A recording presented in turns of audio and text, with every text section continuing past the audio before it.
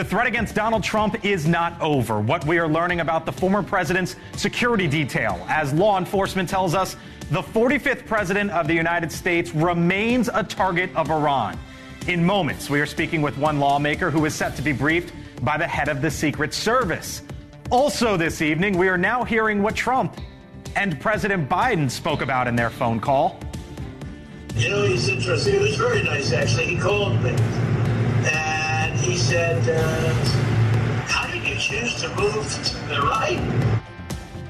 What else Robert F. Kennedy Jr.'s team revealed. Plus, we are live in Milwaukee and following the money. How Elon Musk is suddenly becoming a major political player. This is The Hill on NewsNation.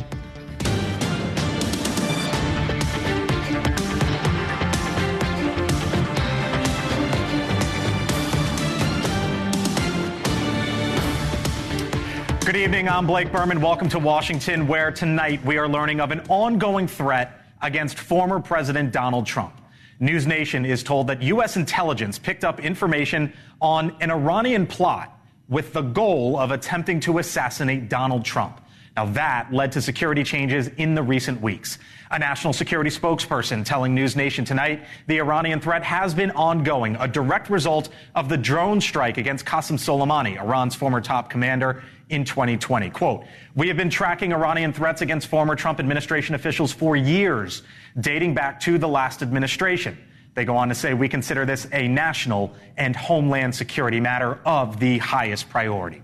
Now, NewsNation is also told the FBI and Department of Homeland Security has sent out a memo in which they say they cannot rule out follow-on or retaliatory acts of violence in response to Saturday night's assassination attempt. Congressman Eric Burlison is among those who was set to be briefed by the Secret Service director today. We will get to the congressman here in a moment, but we begin tonight here on the Hill with our Kelly Meyer, who is live at the White House. Kelly, this Iranian threat, important to note, it is believed to be separate from the attempt that we saw Saturday evening, right?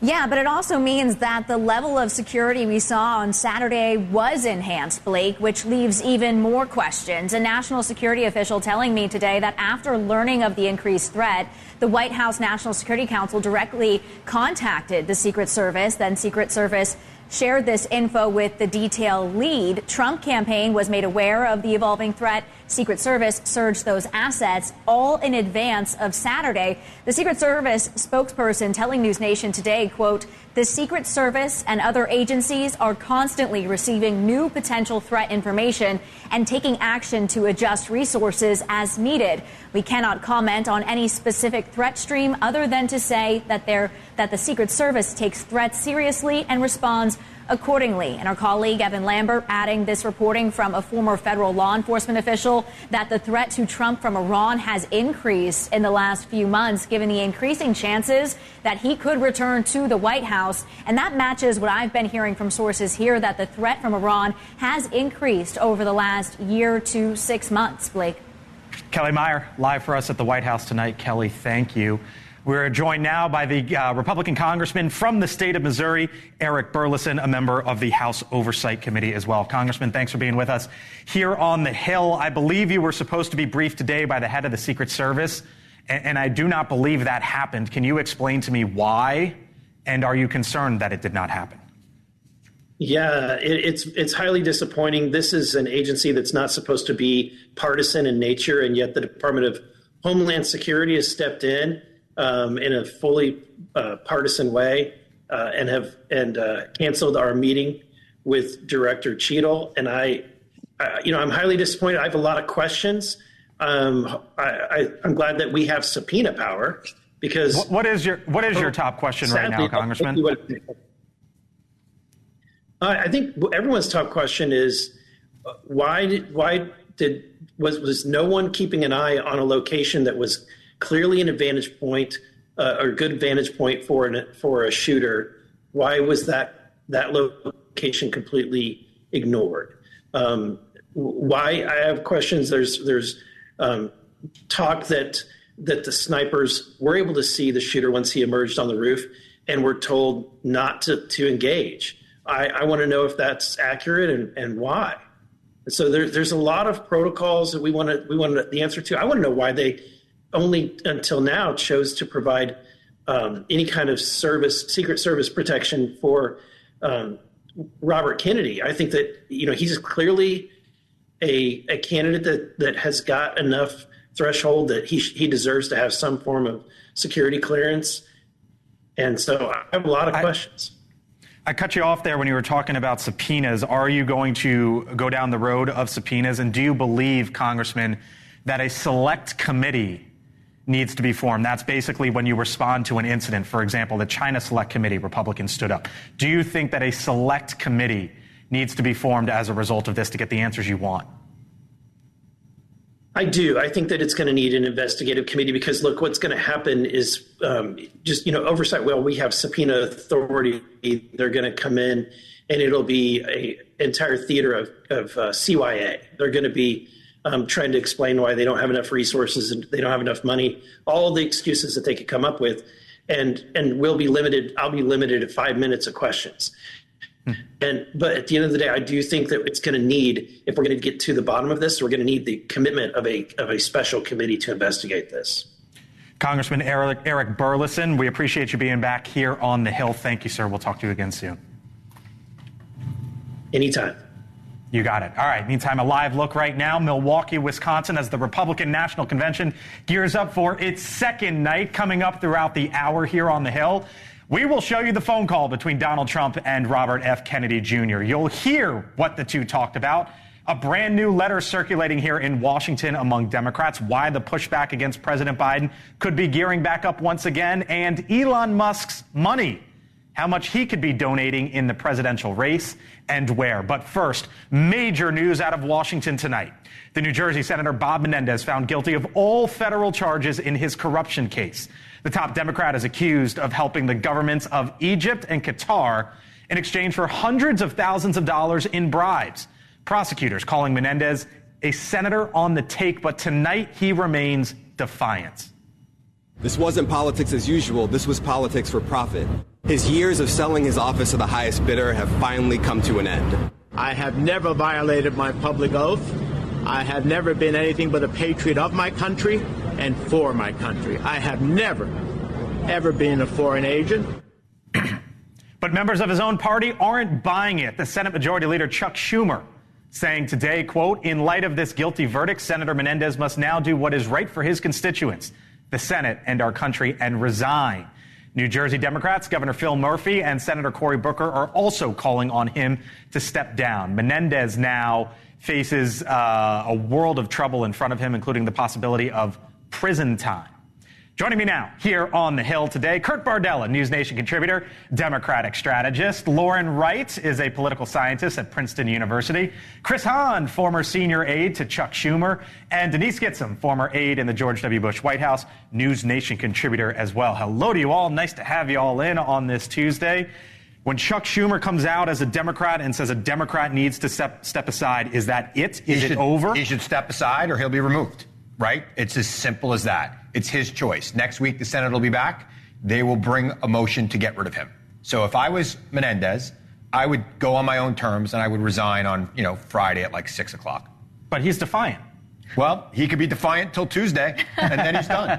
Chris has said that from day one. I will give you that. I remember exactly when you said it. And boy, does this just make a Democrat's case that Trump's a liar and a criminal that much more difficult. I mean, gosh, it's just such a striking talking point for any voter. This is that you connect it to you Trump. You have your own problem. You connect it to Trump. This is your home state of New Jersey. I know. Is there really a connection there? I cannot vote for him. I can tell you that. Or, these are sort of two totally separate things, obviously. Is there a connection between... Like, are they going to try to connect this to Donald Trump? I just heard you do. Well, no, I think the talking point, the central plank of the Biden campaign is Trump is a liar and a criminal and he's corrupt and he puts himself before the country. I think there are plenty of Democrats that making that case. Outside of New Jersey, nobody's going to care about Menendez, and Trump's going to lose I think New Jersey. he's got a lot of name recognition. People know who this person is. What about you? And he's longly been recognized as someone who's unsavory. What about your party telling me for months that there's a two-tier justice system? I see a Democratic senator about to go to federal prison, potentially. Nobody's accusing anyone of lawfare or politicization of the Justice Department. This guy is a straight-up criminal. I mean, there's no two ways about it. Even his own party is in violent agreement on this issue. So this is a very separate issue from anything that Trump has dealt with in regards to an overtly political campaign to take out the president, be the Trump slayer, versus somebody who's literally those gold blocks, those gold bars came from like some other thievery. Like they were stolen from, they were like missing forever. I mean, everything about it is shady. And the fact that he had them sewn and hidden into his clothes, I mean, the whole thing just reeks. And you know what really makes me so sad is that as we look at this group of voters that's coming up, this 18 to 24-year-old demographic, and we wonder how they could possibly be so uncommitted or not believe in the American justice system and not believe in democracy. This is why these kinds of people, these kinds of public leaders that we have put our faith in are literally destroying the very foundation upon which we all need to believe in order for democracy to work. And so massive, radical self-responsibility needs to happen. I'm really proud of the Democrats who've calling them to stand down. Were you shocked that Chuck Schumer came out that fast and said he's got to go? No, because I think that from the moment that these indictments were brought, the line from a lot of Democrats in Congress was, if a guilty verdict is found, he's gone. And Menendez is going to face a choice next week. You can go on your own, or you can be the 16th senator in United States history to be expelled. That hasn't happened since the Civil War. Hasn't. Takes a 2/3 vote, but that's going to be the face that the choice is going to face. It would be remarkable if that happens, considering here in Washington earlier this year, George Santos, completely different story, completely different side of the aisle, completely different chamber. Completely different seniority level, set of right? circumstances, everything. On that side, kicked out, and now it feels like somebody much senior. This is the chairman of the Senate Foreign Affairs Committee. Big deal. He should be ashamed of himself. The fact that he went to the cameras today, the hubris of that man, it's ridiculous. He should have resigned when they found the gold bars in his house and they saw the Mercedes that his wife took from them. He should have been gone then. He will be gone next week, assuming the Republicans go along with it, and I'm sure they will. The prosecutor in this case, I would note, said that he went to the highest bidder. And it's not like he went to the highest bidder in this country. Right. He's accused and now convicted of going to bidders in the Middle East, Egypt, and Qatar. That's what's before Bob Menendez going forward. All right, coming up here on the Hill, Donald Trump's phone call with Robert F. Kennedy Jr. gets leaked. You will hear it on the other side of the break. And Donald Trump's former chief of staff, Mick Mulvaney, will tell us what he heard. Plus, are congressional Democrats about to renew their revolt against President Biden's White House run, the letter that is now circulating up on Capitol Hill, and we are live from Milwaukee, day 2 of the RNC. You're watching The Hill here on NewsNation.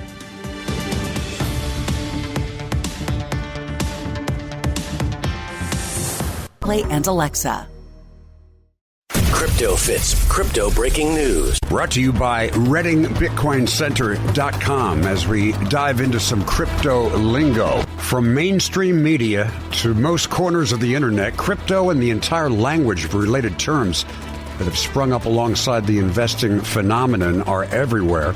As we continue our crypto glossary, B, Bitcoin, the original, largest, and best-known cryptocurrency. Buy the dip, an investing strategy involving buying an asset when its price has fallen to reap the benefits when its price rises again. Blockchain. The underlying technology is used by nearly all cryptocurrencies. A blockchain is essentially a complete ledger of transactions held simultaneously by multiple nodes on a network. Follow the latest in crypto and NFT news at CryptoFits.io.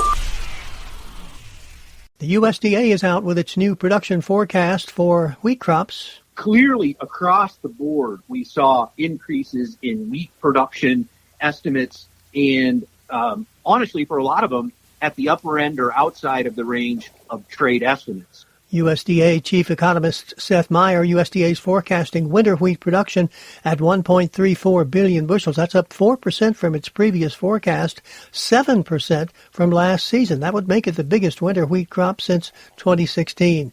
USDA is also predicting bigger crops of durum and other spring wheat with, however, the expected drop in prices. And I think that those prices are visible within the market now as the market's saying, hey, supplies are adequate and we're going to bid the price lower. Right after USDA issued its wheat forecasts, prices fell by 18 cents, about a 3% drop.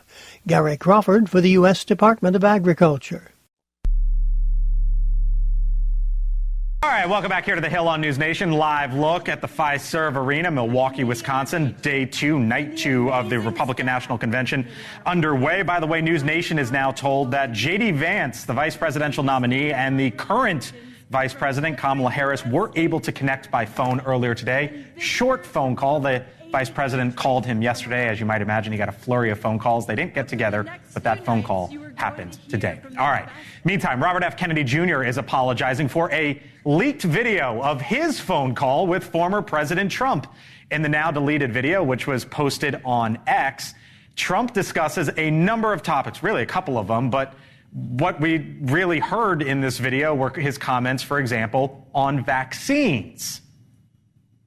When you feed a baby, Bobby, a vaccination that is like 38 different vaccines, and it looks like it's meant for a horse, not a 10-pound or 20-pound baby. It looks like you should be giving a horse this. And do you ever see the size of it, right? It's this massive. And then you see the baby all of a sudden starting to change radically. I've seen it too many times. And then you hear that it doesn't have an impact, right? But you and I talked about that a long time ago. And anyway, I would love you to do stuff. And I think it'll be so good for you and so big for you. And we're going to win. We're going to win. He also talked about his phone call, he being Donald Trump, with President Biden after Saturday evening's shooting. It was very nice, actually. He called me, and he said, how did you choose to move to the right? Because, so I guess that's, people say, if I was looking straight on, right? He said, I said, I was just showing a chart. I didn't have to tell him the chart was on all the people pouring into our country, right? But I just turned my head to show the chart. And something wrapped me. It felt like a giant, like the world's largest mosquito. And it was the bullet going around.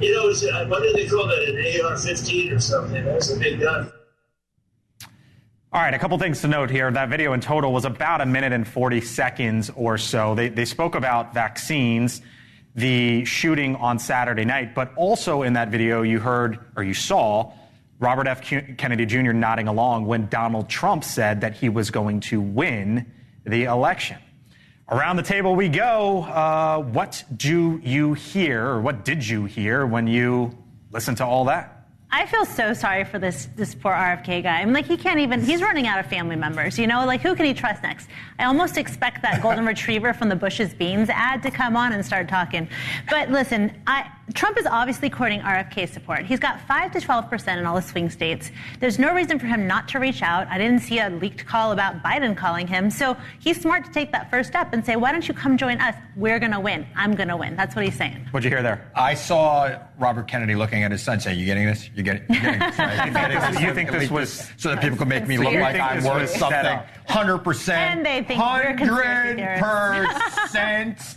And of all the things to save Donald Trump, a PowerPoint presentation is probably the last thing you would have thought would have done it. What'd you hear there? A hard sell based on a pet project they have in common, vaccine skepticism, to get him in the administration. He wants those 2 in 10 voters that have these strong beliefs about vaccines.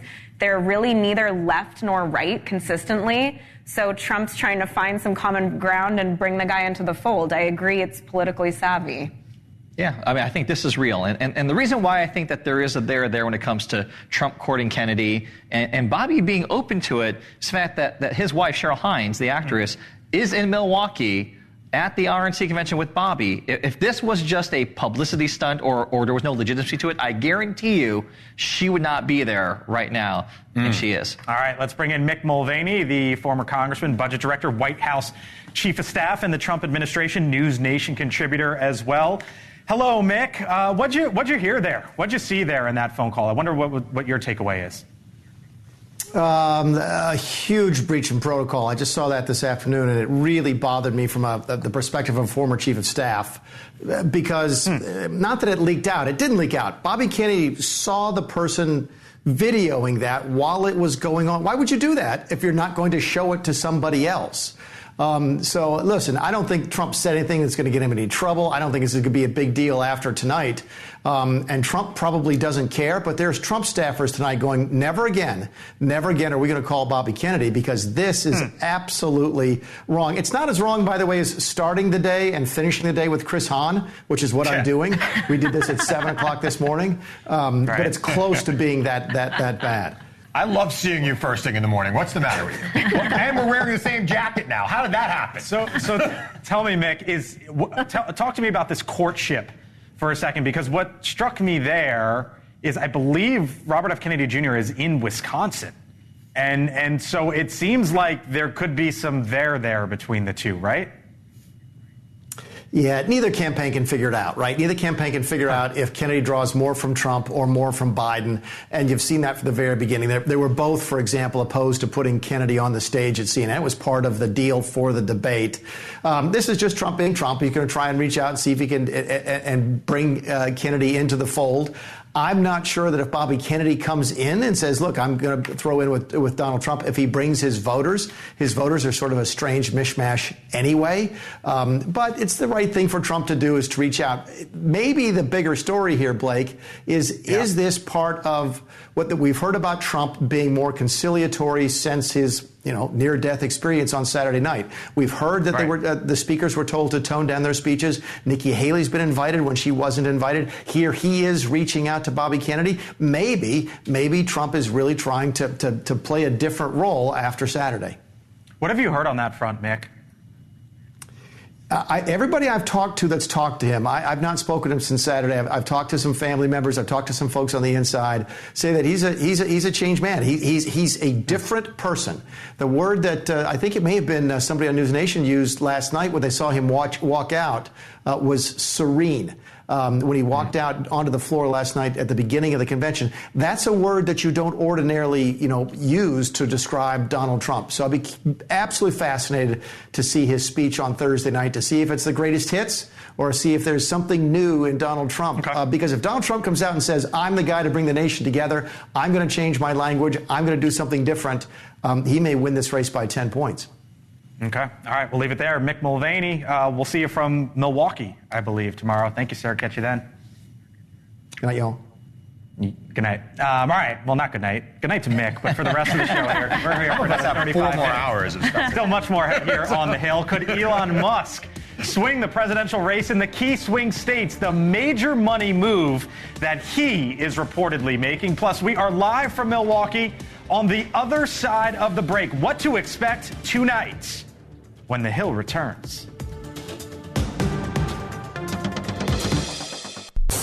All right, welcome back here to the Hill on NewsNation. A live look in Milwaukee, Wisconsin, the Fiserv Arena. You can see the crowds there, the signs are there, the folks are there, the music is turned up.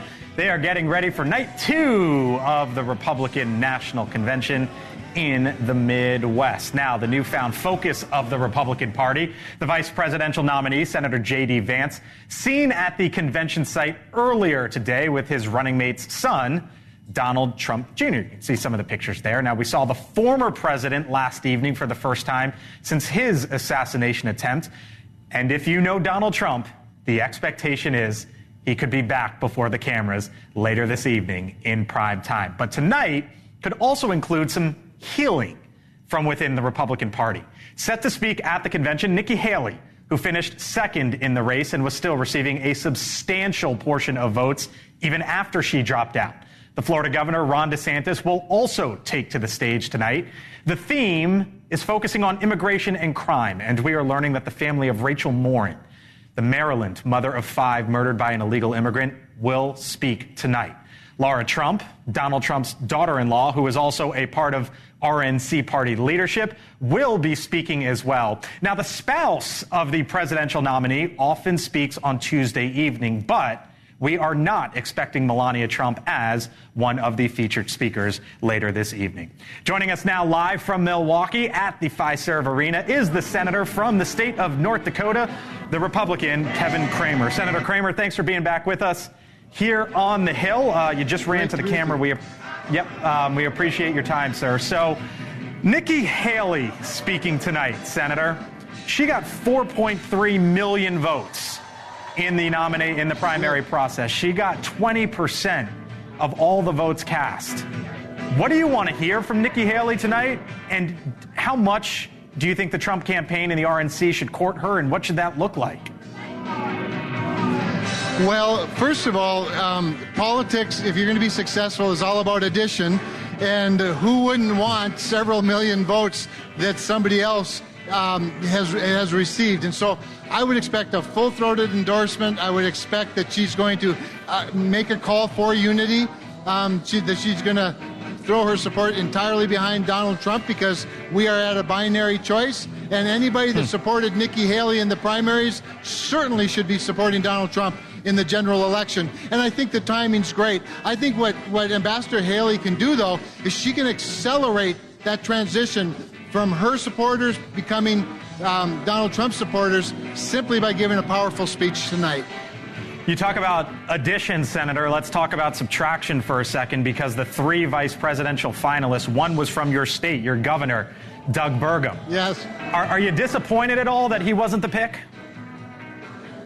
I am disappointed. I was behind him all the way, and I did my best to encourage the president to choose him. I posted things publicly and sent things to him privately. I was a strong advocate for Governor Burgum, but we don't have time to look backwards now. We have to look forward. J.D. Vance is a fine pick. He's a good choice. I think in terms of addition, he helps us with younger conservatives, and sometimes they can feel disenfranchised in a party. We need those younger people. What was that pitch like to the president? And were you involved? We hear that there was sort of like a final hours scramble for everyone pitching their folks. What was your pitch like? My pitch was that he's got way too much to offer and to provide than to just put him in a cabinet secretary position. But, given his operational abilities as an executive, given his vast knowledge of energy policy, the fact that he ran a major international company and sold it to a more major international company, ran a successful state, understands capital formation, energy policy, environmental regulation, financial regulations. I just, we're making the pitch down the stretch that he could help settle the anxieties of much of corporate America and Wall Street. It didn't turn out that way. He can still play a role, I believe, both in the campaign and the administration, and I hope he does. All right. Let me ask you this, Senator, because the focus tonight in part is going to be illegal immigration, which, as we know, is one of the biggest issues in this country right now. The White House has put out new numbers in which they say that since the president's executive actions, that border encounters are down 29% since May. I do not think it's coincidental that they put those numbers out today when Republicans are going to be talking about this issue tonight. But I wonder if you think the president's plan is working at all. Oh, I don't think it is working. What's working is that it's now the heat of summer, and immigration always comes down in the heat of summer. But trying to take credit for it's a little bit like starting the building on fire and then taking credit for putting most of it out or some of it out.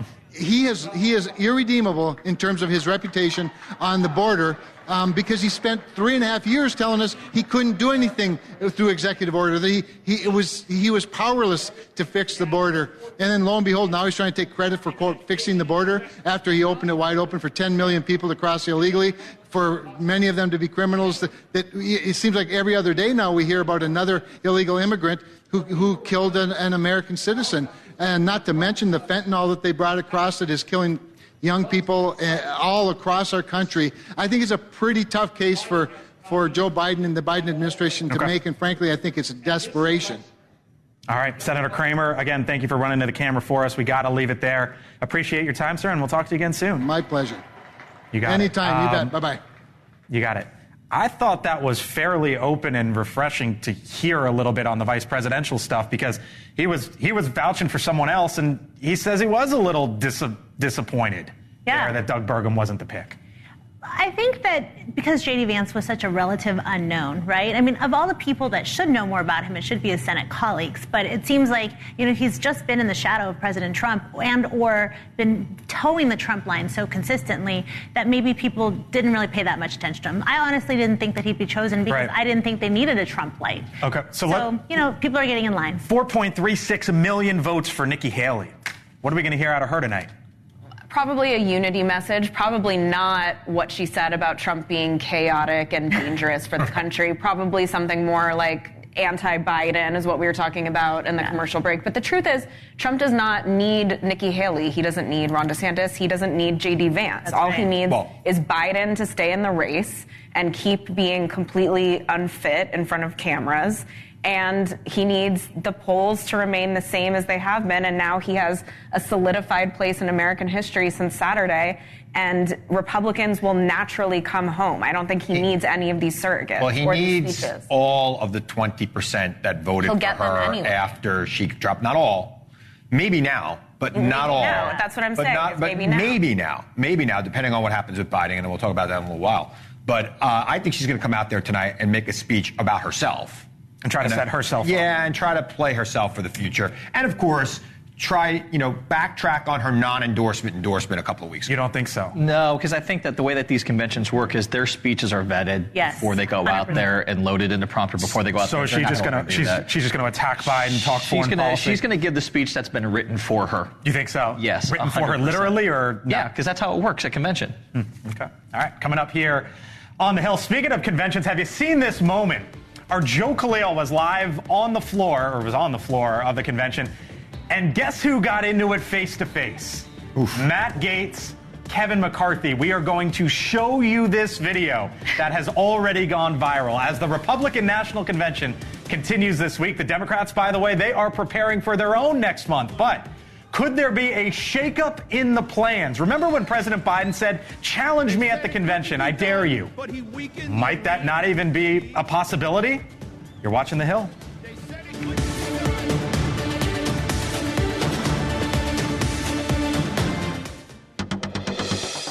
NewsNation tonight. Leland Vittert and Blake Berman host a special night of coverage of the Republican National Convention in Milwaukee with an exclusive behind-the-scenes backstage pass. Special coverage tonight, 10/9 Central, only on NewsNation. This happened just a little while ago, courtesy of our Joe K. Some video that he captured, a heated moment on the floor in Milwaukee when the Florida Republican Congressman Matt Gaetz confronted the man he toppled, essentially, the former House Speaker, Kevin McCarthy. Watch. What night are you speaking? Are you speaking tonight? Or one person? No. Hey, you're not. If you took that stage, you would get booed off of it. You would get booed off the stage. What? All right, so the context here, of course, what a jerk. is Gaetz was the one who triggered the process that eventually led to Kevin McCarthy's removal. There's an ethics investigation against Gaetz that McCarthy consistently talks about and brings up, and Gaetz wanted all the smoke there. You want to talk about a classless douchebag? That's Matt Gaetz right there. I mean, come on. Wait, we're allowed to say that? You can own your own words. Oh, my God. I'm going to say that all the time now. But if you can say grab him by the pussy, why can't you say, we can say that? Okay. All right, so what about this here, Denise?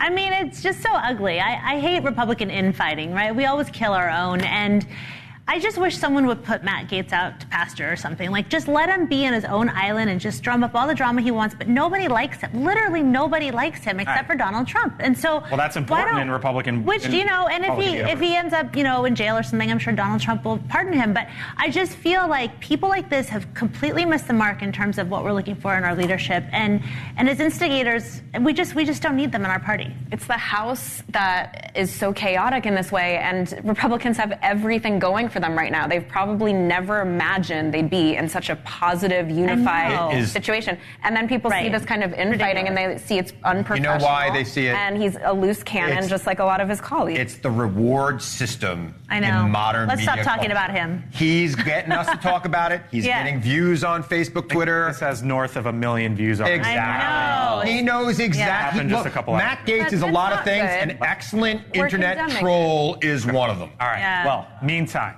it appears that some congressional Democrats could resume their revolt against President Biden's presidential run. Tonight, the Biden campaign is defending potentially holding a virtual roll call among delegates later this month, which could seal the nomination for President Biden weeks before the actual convention. Our Joe Kay has confirmed that House Democrats are circulating a letter to try to stop that from happening.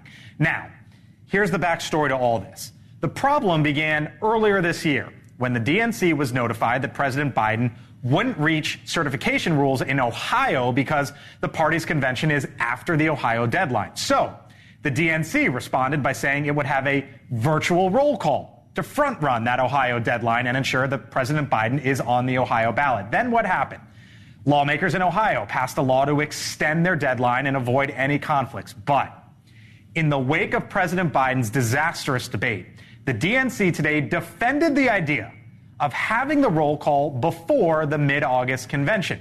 Remember, though, that would run contrary to what President Biden said himself when he recently dared Democrats to challenge him at the convention if they won. I'm getting so frustrated by the elites. Now, I'm not talking about you guys, but about the elites in the party who they know so much more. But if any of these guys don't think I should run against me, go ahead, announce for president. Challenge me at the convention. So now you have Democratic lawmakers here in Washington and all across the country trying to stop this virtual roll call. Who's running the Democratic Party, Chris? Because I very clearly there heard the President of the United States say, challenge me at the convention. And I very clearly heard the DNC today lay out the mechanism to make sure that there's no vote at the convention. Well, look, the apparatus is always there to support the incumbent president, right? The president, to me, released his delegates when he gave that press conference last week. He said they're free to do whatever they want. I think Is that literal or wishful thinking on your part? It's wishful thinking on my part, Blake. Thanks for calling me out on No, but on national television, I really appreciate that. But I will say this, something's got to give. It is very, very clear, especially right now, that it is going to be next to impossible for Joe Biden to get reelected. And the Democratic Party has known this, and people inside the Biden administration have known it. People close to him have known it for a while, that he's got these issues communicating. His interview with Lester Holt last night just made it worse, in my opinion. And I love Joe Biden. I love what he's done for this country. I've loved his career. I've known him for a long time, but it is time to step aside. Let a Gen Xer run for president. It is time. So, well, why won't they let Kamala Harris take the reins? I mean, the entire announcement around her historic candidacy, around how qualified she is, around how they want to be responsible for the first woman of color. I'd be fine with it. So what's going on? I know how you is have that a theory that she can't be pro-democracy? elected. You are not correct. I don't think any Democrat can be elected, but I think that's besides the point. I'm more concentrated on what's good for the country right now. And it's plain to see, including among Democrats, Biden can't do the job. I want to point out the irony that Democrats have been the ones pounding the tables about respecting the will of the people. And all of a sudden, when it comes to what they actually want to do, which is to keep Joe Biden in charge, they've completely usurped the will of 7 out of 10 Americans who've said Joe Biden has to go.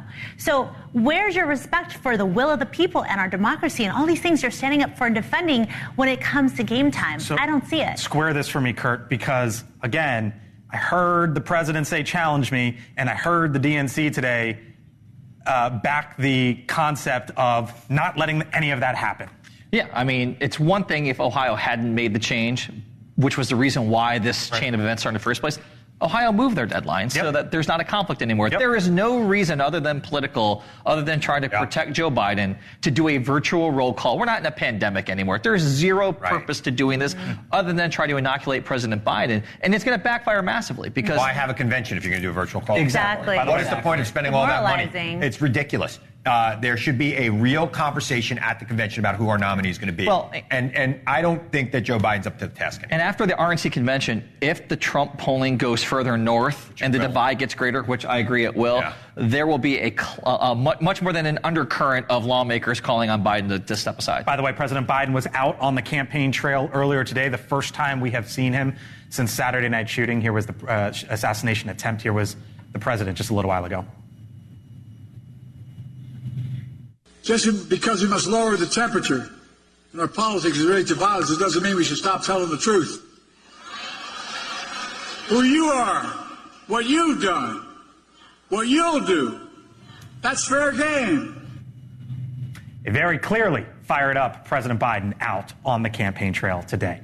Still to come here on the Hill, other side of the break, Trump allies getting a huge fundraising boost thanks to Elon Musk, apparently, how one of the richest men in the world is throwing his money into the 2024 race. Live look at Milwaukee, Leland Vittert also joining us on the other side of the break. Stay with us.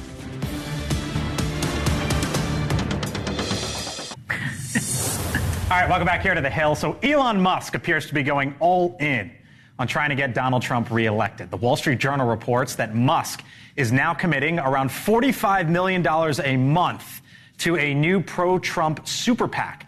Now, the group is working to register Republican voters in swing states and asking them to vote early. And if you want to know why Musk might be pushing for a Trump presidency, look at his responses on his platform X. One user posting, quote, Elon went from being an Obama voter to pledging $180 million to elect DJT. The woke left really messed up badly. And Musk responds, yeah. And in another post, Democrats, bleep Elon. Elon, okay, I'm not voting for you then, Democrats. You monster. Again, Elon responds, yeah. Sure you don't want Kurt to read those? I think we would have had. We would have been canceled. Yeah. But look, here's the thing with Elon, like climate change and EV, this is the Democrats, one of their biggest things. He's the guy at the forefront of it, and the progressive left seemingly pushed Elon out of the party. Can't imagine why Tesla numbers are going to be down and his California buyers are going to be, nope, we're not buying a Tesla anymore. I mean, again, Elon, ultimately, he's too big to mess with. He's going to do whatever he's going to want, whatever he can. He's got the resources, the platform. He's got a ton of government contracts with SpaceX and with some of his technology. Like, he's going to do whatever he's going to do. He's going to do what's best for business. I mean, he could cut as massive as a check in political history if he wants. $45 million a month to that guy's like me giving you a peppermint right now. Yeah. I mean, that's it. And that's literally the scale of the money he has. He made that money while we were having this conversation about him and interest on his earnings. But you're not saying it's not a big deal. No, it's a huge deal. It is a huge deal. And I think that if Joe Biden gets out of the race, maybe there'll be a billionaire that might want to do that for the Democrats. One of the untalked about things about the J.D. Vance pick is how he was in venture. And that whole venture ecosystem, it's all about, at the core, raising money. That's what they do, and that was the world that he came from. Right. And Andreessen Horowitz announced that they're going all in on Trump. I'm telling you, I think it's underreported, under-talked about, and I think it's huge. And it's all of Silicon Valley. I mean, this is just a start. Like, what they've come to realize is that the progressive left hates people who are successful and wants to do all they can to rein in the technologies that they're trying to unleash. And so this has become existential for them. And if they want to have a future and we want to continue to be at the forefront of innovation, we can't have Democrats in charge. So that's That's fairly broad brush, but I disagree. You can disagree, from but 2020 when billionaires were disproportionately likely to vote for Biden and to donate to Biden. Now we're seeing a shift because they do want a little bit less regulation. They got to taste the government. All of these CEOs, tech companies thrived under Democrat control, by the way. When Obama was president, when Democrats had Congress, they thrived. They're thriving right now in the stock market that they run. I would note as we get out to Leland Vittert there on the floor in Milwaukee, Wisconsin, tax reform is going to be taken up in 2025, by the way. All right, Leland, what are you seeing there? What are you feeling there in Milwaukee? Look, day one was something unlike anything we've ever seen in a convention period, which is the messianic figure that this political party, these delegates, believe Donald Trump to be, showed up 48 hours after having been shot.